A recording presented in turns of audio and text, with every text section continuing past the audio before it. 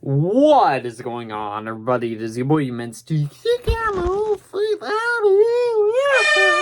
Back at it with another video. And today we are doing my April 2025 monthly check. For those who are new to the channel and do not, or new to my monthly checks in general, it is where we rank every single movie that I saw last month from the worst to the best, including movies that I've never seen before that people have seen, and we rank them from the worst to the best. After that, we go into my overhaul, which is the new stuff I got this month. And then after that, I show some new pictures I have on the ceiling, and I have a total of 2. So, but before we get into the actual beginning of the video, what's up, guys? Don't forget to subscribe if you're new to the channel, because it's absolutely free, and up to you also maybe help with the YouTube algorithm. Yeah, I recommend the video to more people, and maybe they could join.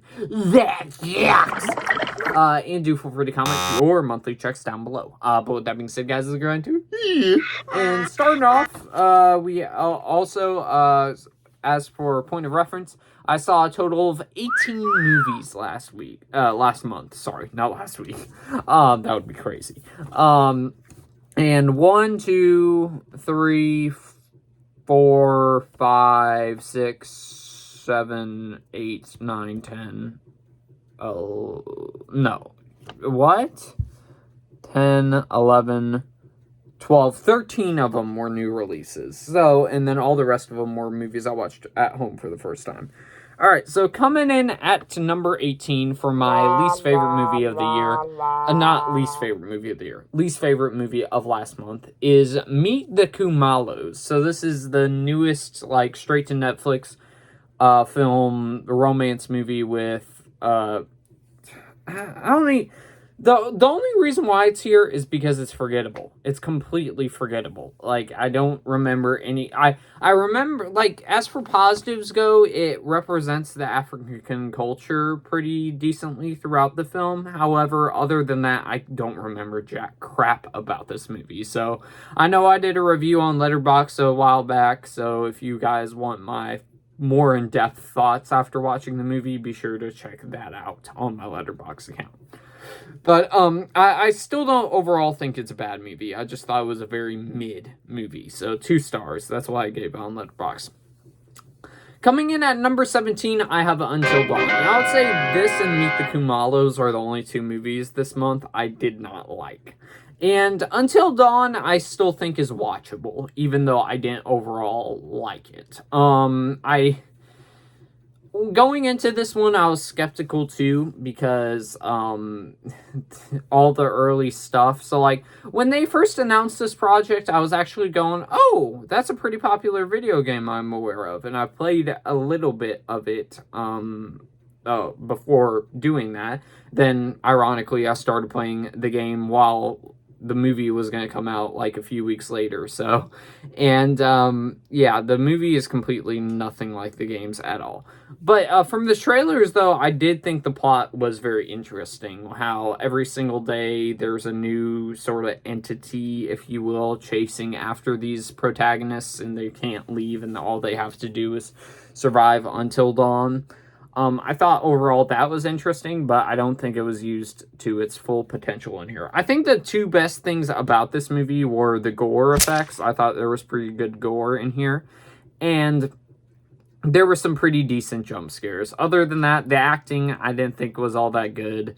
I didn't like the Wendigo designs. I didn't think they were accurate to the video game whatsoever. And yeah, and I do admit there were some Easter eggs in the actual game, the movie, that I thought were pretty cool that tied back to the video game. But other than that, I still didn't enjoy it. But it's not a bad movie. It's watchable, but it's very flawed. Coming in at number 16, so going into the movies I actually like now. So coming in at number 16, I have Jack Frost. So this is the Rankin Bass, I'm pretty sure that's what it's called. So, like, you know those Christmas little stop motion movies? So, like, Santa Claus is Coming to Town, Rudolph the Red-Nosed Reindeer. That's this movie right here. And I never saw it until now, and it's okay. I didn't hate it, but I think it's my least favorite out of those three movies. Jack Frost overall is a very compelling character, and I like the look that they gave him in the story, and I like the story. However, how it ends up wrapping up, I wasn't a fan of. I thought it was kind of a little bit of a downer of an ending with what they were setting up with earlier on in the film. But yeah, didn't hate it. I still thought it was okay and cute and charming enough. Coming in at number 15, I have the newest Nicolas Cage movie, The Surfer. And this is actually a May release, but I'm accounting it for my monthly check. But I won't count it in my every April new release film I saw ranked from the worst to the best tomorrow, if you guys are curious about that. So I'll include it in the May for that. But as for the actual film, though, it's just another balls to the walls Nicolas Cage movie. So it's to its credit, it is entertaining. It's very, very, very weird. Nicolas Cage does his Nicolas Cage shtick. I think overall the premise is very interesting. I've never seen a movie like that before, where it's very much kind of similar to a dream sort of state where a guy, Nicolas Cage and his son are trying to surf in the local beach in Australia because they just moved there. And people are not letting him whatsoever. So, and it drives him nuts. So he stays there a couple of days and he's trying to surf. So, I thought that was, it was certainly a very interesting film. However, I still don't know necessarily how I feel about it. I still think I overall liked it because it did stand on its own 2 feet as something that was very unique. So, but I still can't process it because it's a very balls to the walls crazy movie. Now coming in at number 14, I have Elevation. So this is actually a film I missed out on last year. It has Anthony Mackie, and he's basically, it's post-apocalyptic. You have these creatures walking around, and he and his friends, him and this whole entire community live up in the mountains because once you get up to a certain altitude, the monsters cannot go up there. So that's what they do, and they eventually run out of supplies, so they have to go down to get some supplies where the monsters are. So overall, it was very intriguing. Anthony Mackie certainly did good in it. However, the look for the creatures, I was on. There were some decent tense scenes, but it was very slow at the beginning. So yeah, it's all right. I didn't hate it. It's watchable, but I didn't love it. 13th place, I have Bullet Train Explosion. So this is the newest Netflix Korean film, I believe. Where you have these passengers. Basically, how I would explain this is it's the Commuter with Train to Busan. But instead of zombies and you having to kill somebody on there as like a mission, you have a bomb on there, and they're trying to find out who planted the bomb, basically. So, and it was an entertaining time. Another solid foreign film that I've watched this year. The overall eventual reveal, I actually did not expect. I wasn't expecting that person to be the person that planted the bomb. Some very tense scenes for sure, and for a lower budget type movie, the special effects are quite good. So, yeah, it was an entertaining time. So if you guys like foreign films, I would recommend this one. And coming in at number 12, speaking of another foreign film, I have I, Hostage. So this is actually based on a real life, I wouldn't say shooting because nobody died. Well, spoiler alert, but it's based on a true story, so you guys probably already know about this. I don't know. I don't know if people actually died in the real life event or not, but it's based off a real life true story. A few years back, I think it happened in 2022, where there was this man that went into a store basically and invaded it and ended up taking someone hostage with a gun and all sorts of weapons. So everyone else escaped while also having these people locked in a closet waiting for police to come. So it was definitely an intense thrill ride. I'm just not going to rewatch it again because it's a very tense movie. So, but yeah, I certainly liked it. So, and some pretty good performances in there too. I would recommend this one as well. Coming in at number 11, I have Havoc, which this one's actually quite divisive. And at the start of the movie, I was going, it looks like a very by-the-numbers action, not action, sorry, very by-the-numbers cop thriller, but once you get into the action, it certainly sways its way up where you do like the movie, and I ended up liking the movie once you get to the action. The nightclub sequence in here, awesome, and the final action sequences are awesome as well. And it's done by the same guy that did the Raid movies, which I do admit I still have not seen. But he did a good job at directing this one too. And Tom Hardy did pretty good as well. So I would recommend this one as well. Coming in at number 10, I have Chappie. This is Neil Blomkamp's movie from a few years back. I think it came out 2015, 2016. Correct me down below. And this was a first time watch, and funny enough, this is a very funny story. I talked about this on my Letterboxd too. I always saw this Blu-ray in my collection, not my collection, but the family cabinet. I always saw it there and never watched it, but I always thought, because ironically, I watched Real Steel for the first time not too long after this came out on physical media, I believe, and my dad bought it. So I watched Real Steel for the first time, or a couple of times, and I went, oh, is this a sequel to Real Steel? Because it had robots in it, and it also had Hugh Jackman in it. I was going like, oh, sequel, which we still need a sequel to that, by the way. But it's not. It's, how do I explain it?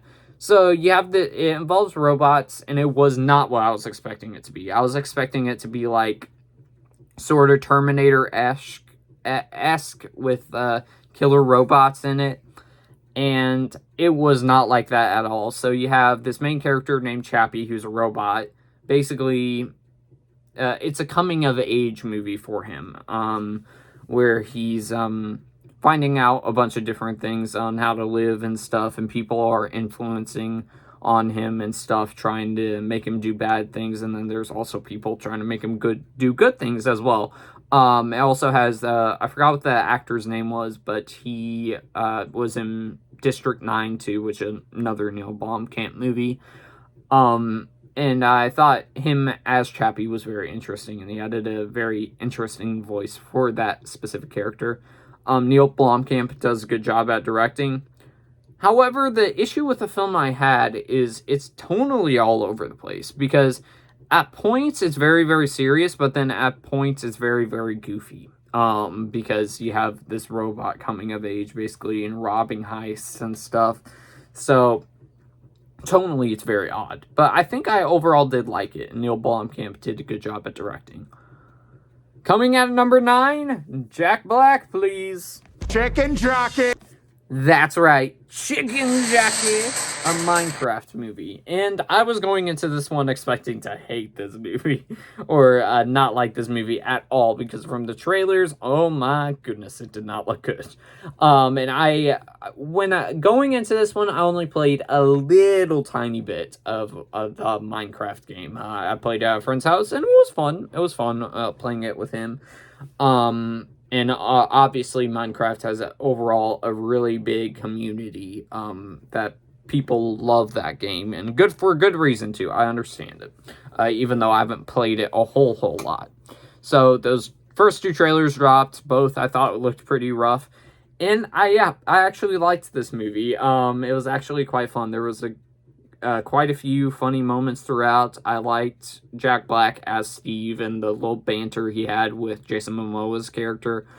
The overall world from Minecraft I thought looked actually really cool, and I kind of want to explore it with a sequel, which most likely we're going to get with how successful the movie is being and how rowdy the audiences are, so definitely we're getting a sequel for that. And it's by the same guy that did Nacho Libre and Napoleon Dynamite, which were both movies I certainly did like. So, and it does have that very odd sense of humor with it, where I think this actually had the best sense of humor, I think, that I laughed at compared to the other two movies, where they're very odd. However, I do admit it's not a very character-based movie. The characters in this aren't the best. The story this isn't the best. It's just made there to entertain you, and it certainly did me. So, I'm curious to see what they do with the sequel. Coming in at number 8, I have The Amateur, and so this is the newest action spy thriller movie with Rami Malek in it. Is it Rami Malek or is it Rami Malek? I'm always confused by that, even though I love him as an actor. I don't know how to pronounce his name. But going into this one, I actually was pretty excited because from the trailers, it did seem interesting, where he's not really very much a killer in any way, so he creates a bunch of devices to kill these guys that ended up killing his wife. I thought that was definitely an interesting plot, even though it is something we've seen before many times with revenge movies and stuff. So this one had my attention, and it was good. I enjoyed it. I do admit I wish we got a little more action, but we don't really get a whole lot of that. I did like all the sequences where he does kill all the bad guys. And there's some pretty good performances in there. So yeah, overall, quite solid.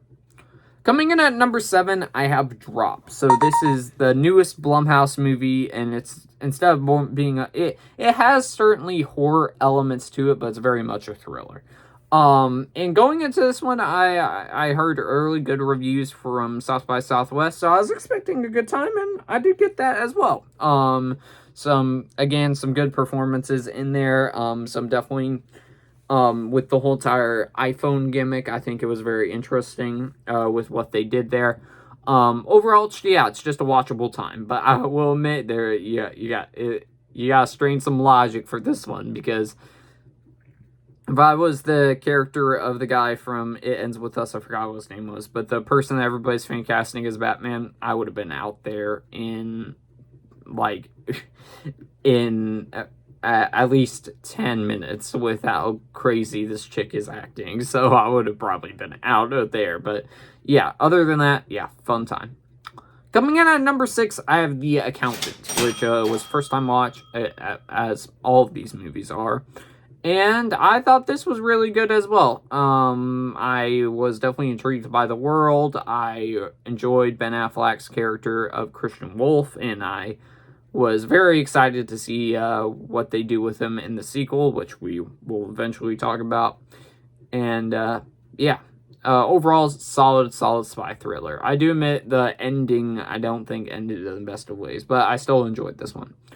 Coming in at number 5, I have Bridge on the River Kwai. So, another first-time watch. I got the 4K Steelbook, 2 months ago, a month ago, before that. It's a great movie, but it's very, very slow. And it's very, very old school. Not really a movie I'll rewatch all that often, but it was certainly a really good movie. And I always wondered what the bridge exploding scene was from, because I always saw that in The Great Movie Ride and never knew which movie it was from. So after watching this, I know what movie that's from. So yeah, and I thought the ending was very abrupt, but other than that, I still thought it was a great movie. Coming in at number 4, I have Warfare. So this depicts the real life mission with a bunch of soldiers, I think sometime in 2006, I remember, early 2000s, all I know is that for sure, where these soldiers go to Iraq, or somewhere around there, and things go terribly wrong, basically, and it's told from the eyes of the person that actually was there, and it's from everything from his memory from that day, and accounting it basically in this film. Yeah, it's definitely a very cinematic experience. Some great performances in this one with Joseph Quinn, Will Poulter. I think all of them did great. Just as for negatives of the movie, I don't think I'm gonna rewatch this one a whole lot. And it's not a character-based movie, but it doesn't need to be. So yeah, overall great film as well. Coming in at number 3, I have The Accountant 2. And yes, I liked this movie more than the first Accountant. I thought this one was more fun because in the first Accountant, it's very much more dark of a serious, more of a dark, serious type of tone. As for this one, it was more of a buddy road trip movie, and I like those little fun action movies thrown into there. So I gravitated towards this film more than I did the first film, but I still thought the first film was a great film as well. And this is yet again another great film. Great chemistry between Jon Bernthal and Ben Affleck. Some really good action, even though I do wish you got more action, but it is what it is. And overall, just a good time at the movies. I thoroughly enjoyed this one. Coming in at number 2, and this and number 1 were like neck and neck. These two are my top 2 favorite movies of the year so far.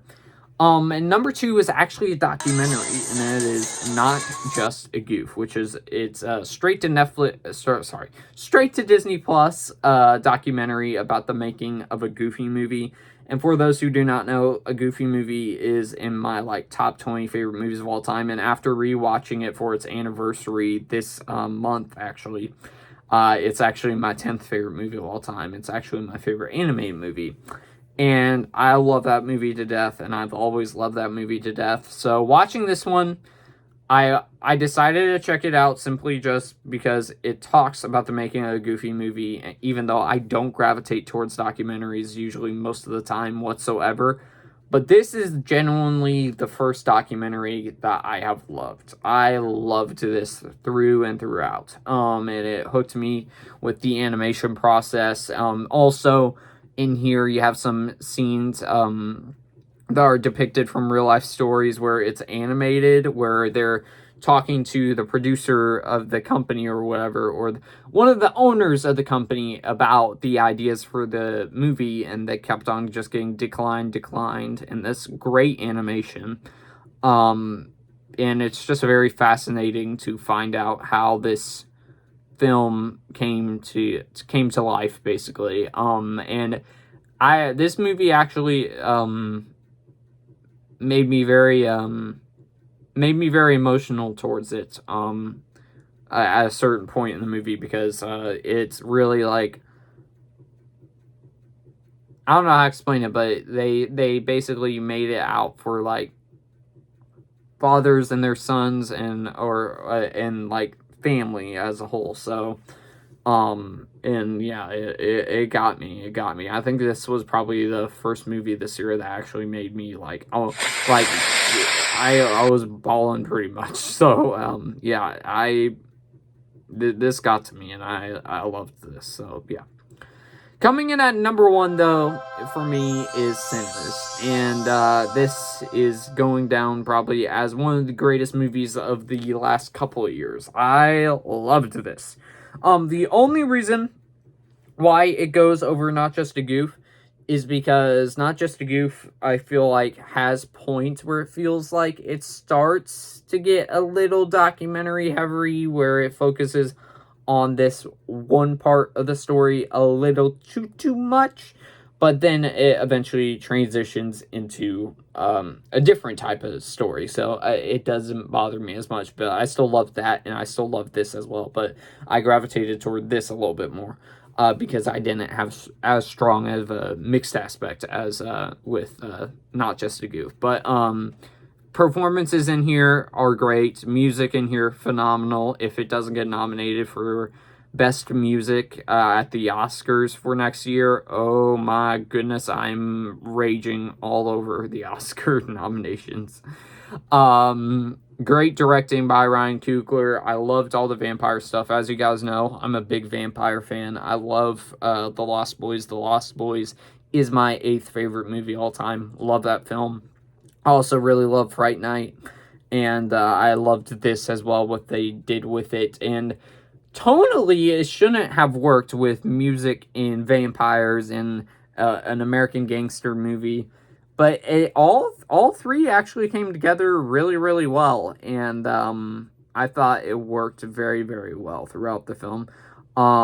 Michael B. Jordan did great, of course, as Smoke and Stack, playing two different roles at the same time, and did a good job at making them stand out from one another, where you can tell them apart, just like how Robert Pattinson did earlier this year with Mickey 17. And yeah, overall, loved this film as well.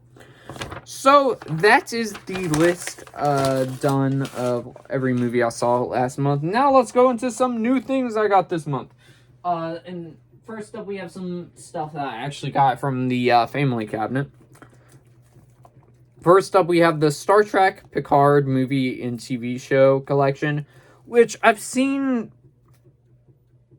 I think, maybe a couple episodes or some of one of these movies before, but I never saw it all the way through. So, and I am a Star Trek fan. I just haven't watched most of those Star Trek movies before. So, next up, we also have Ed Wood, which I believe it's a Tim Burton movie, and I've never even heard of this, but it has Johnny Depp in it, so it definitely attracts me. But I have no clue what it's about. It's about Ed Wood, but I don't know who that is. So, yeah.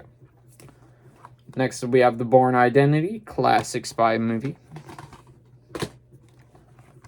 Santa Claus 3, The Escape Clause. I just got this to complete the trilogy in my room because I already took the other two.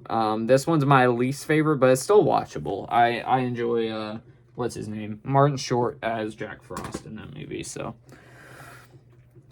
The Fall Guy on 4K. This one was in the family cabinet for a while, but I decided to have it in my collection now as well. Loved that film from last year. I think it was in like maybe top 20, top 25. Really enjoyed that.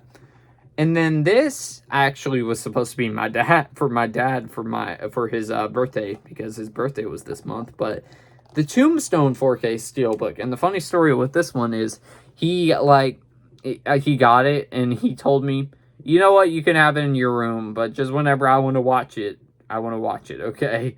So I have this in my room, and I said, okay, I'll have it in my room, thanks. So there's that. So now for the actual stuff that I got this month. Alright, so first off, we have... so as you guys know, this month, actually, I went to... Wait, was that this month? Yeah, I went to Disney this month, and I'm actually going again shortly, so yeah, there's that. But I got a Pizza Planet shirt, so yeah, there's that. Now we got some Easter stuff, so we'll get to that. So for Easter, I don't have the chocolate here, but I did get some chocolate, so, but I'm not gonna include food for this, but I got a lightsaber, so hold on. Dun, dun, dun, dun, dun, dun. Oh, I thought I whacked that across the chair, but here it is. Ow, I burned my hand. No, I'm just kidding. I'm fine. But, yes. So I got this. Wait. I also got this Hagrid stuffed animal from Harry Potter. Basically me and my sister and her husband, got all this, so my brother-in-law, so we all got like a lightsaber and a Harry Potter stuffed animal. Oh, and a Funko Pop as well. So I got this Jaws Funko Pop that I actually think is really cool of Chief Brody. So, and you also have that background there, so I thought that was really cool. I also got some movie merch from the popcorn from the movie theater. So I got Chicken Jackie Fortnite cup with the creeper on top. And it was actually a 3-thing deal. It was that, this little stuffed animal right here, and then also a TNT popcorn bucket. So it was actually a pretty decent deal. It wasn't that bad. So I'm glad I certainly got this. All right. And then we got the physical media of the month that I got. So we actually got quite a few things here. Wow, I didn't even realize. All right, so first up, I have Companion on 4K. So far the second. Okay, hold on a second. Okay, hold on here. All right. Companion on 4K. So far, the second movie of the year that I have got in my collection, which was the first one was Wolfman, and I got this as well, which this is actually in my top 10 favorite movies of the year. It got knocked down to number 6 because I saw Thunderbolts, but I still love this movie, and I think the performances in this are awesome. Definitely one of the best movies of the year. I love Companion. And I briefly talked about this one earlier, but I got Elevation, and I ended up not seeing this one last year, so I bought it and finally watched it, and yeah, it was alright. Next up, we got Skibidi-Doo, Where Are You? Complete Blu-ray series. And this one was actually a pretty decent deal. And I kept on seeing that it had a pretty decent deal, but then it kept on going up in price, and then it came down in price. So I was like, okay, I just got to order it now when it's cheap. So, because it started out at $18 on something like that on Amazon, then it immediately turned to $30 or $50, and then it immediately dropped right back down to $18, and I was going, no, screw it, I gotta buy it right now, just in case, so I don't have it super expensive later on. So I got this, and I already I watched a few episodes in here and there, and I do like that show. Got some WWE Blu-rays. I got Royal Rumble 2011 Blu-ray right here. I also got the WrestleMania 34 Blu-ray as well to upgrade one of my DVDs. This particularly is the year that Alberto Del Rio won the 40-man Royal Rumble match, which, wait, is that the only 3 matches on here? Dang, really? It only had 4 matches on the show? Because that's surprising me. So in here you actually have, Randy Orton versus The Miz, you have Dolph Ziggler versus Edge, and then you have the women's fatal 4-way for the Divas Championship in the men's Royal Rumble. That's odd to me. I swear there was more matches on here, but anyways, I got that, and then this is, of course, the night that they decided to have the Royal Rumble winners of that year both lose their matches for some odd reason, which I still don't understand to this day. But Seth Rollins does win the Intercontinental Championship in this one, and Undertaker does return. And you do have that insane mixed tag team match with Triple H and Stephanie McMahon versus Kurt Angle and Ronda Rousey. Then we also got the Superman animated movie Blu-ray collection. That includes Superman, Shazam, the Return of Black Adam as one, Superman Doomsday, All-Star Superman, Superman Batman Public Enemies, Superman vs. the Elite, Superman Batman Apocalypse, Superman Unbound, and Justice League vs. Teen Titans. Which, of these, I've only seen 3. Which are Superman, Shazam, Return of Black Adam, Superman, Batman, Public Enemies, and Justice League vs. Teen Titans. I actually grew up on Superman, Batman, Public Enemies. But I like Justice League vs. Teen Titans as well. But Superman, Shazam, Return of Black Adam, that one's okay. That one's probably my least favorite. As for the other ones, I haven't seen them. And probably the 2 biggest pickups I actually got this month are 2 4K steelbooks of movies from December of last year, and that is Sonic the Hedgehog 3, which I'm planning to rewatch this again very, very soon. I loved this movie. This was my favorite of the Sonic trilogy, and I loved what they did with Shadow in this. And then a surprise from last year, because I was actually expecting not to like this movie at all, And it is the Mufasa the Lion King 4K Steelbook. And whether I liked the movie or not, I still thought this was a cool looking 4K Steelbook. So the cool thing with this is you have Mufasa on the front, and then you have Scar on the back. So I thought this looked really, really cool. So, and yeah. So definitely, I would say my pickup of the month. And now, with that being said, we'll show the 2 pictures on the... Oh, wait, also, you can very faintly see that right here, I got the Accountant 2 poster right there. So, yeah. Now let's show you the pictures on the ceiling, shall we? So right here, we've got Transit of Venus, which this is actually the first movie you can review on Letterboxd, or the first thing you can review on Letterboxd. And then over here, you have the first ever movie in history, The Horse in Motion. So, and I thought I did a good job on that.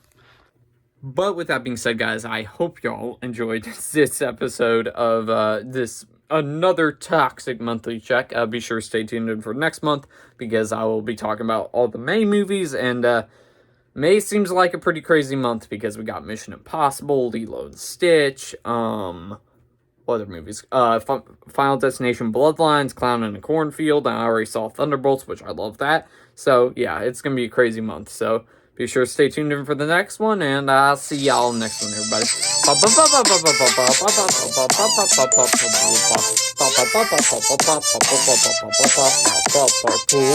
out.